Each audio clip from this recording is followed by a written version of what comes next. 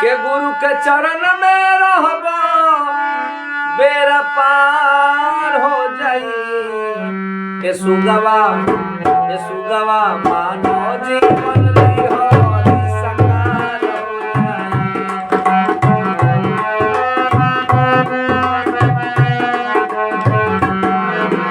गुरु के चरण में रहबो बेरा पार हो जाई। गुरु के चरण में रहबो बेरा पार हो जाई।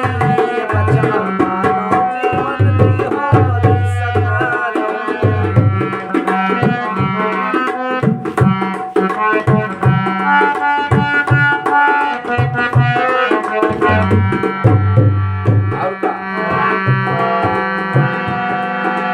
गुरु के महिमा अपरंपार होगी जग के लोग जानेला।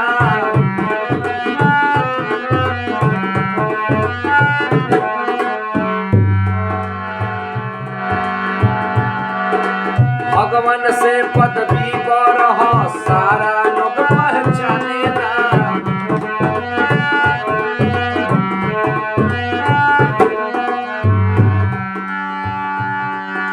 भवसागर से नैया तोहर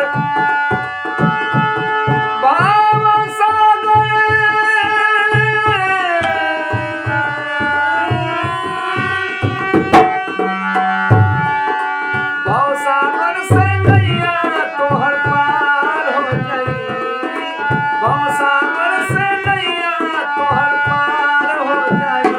बचवा मानो जीवन लिहोरी सकार हो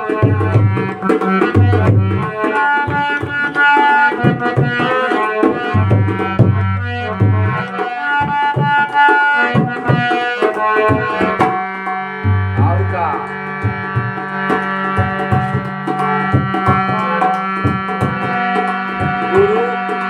गुरु के बंधन कैला कर जीवन सफल हो जाए।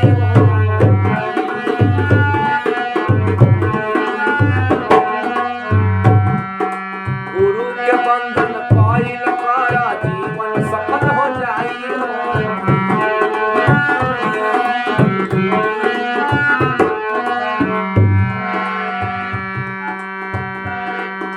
ना केहू कुछ लेके आइल बा ना लेके जाई।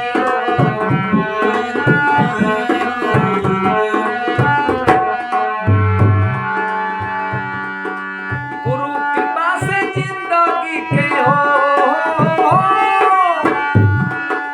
गुरु कृपा से जिंदगी तारन तार हो जाई।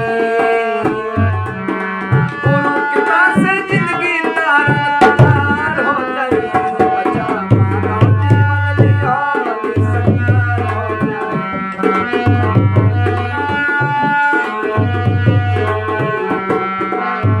गीत की अंतिम लाइन लक्ष्मण मन से लागल रह कैला गुरु के सेवा हो।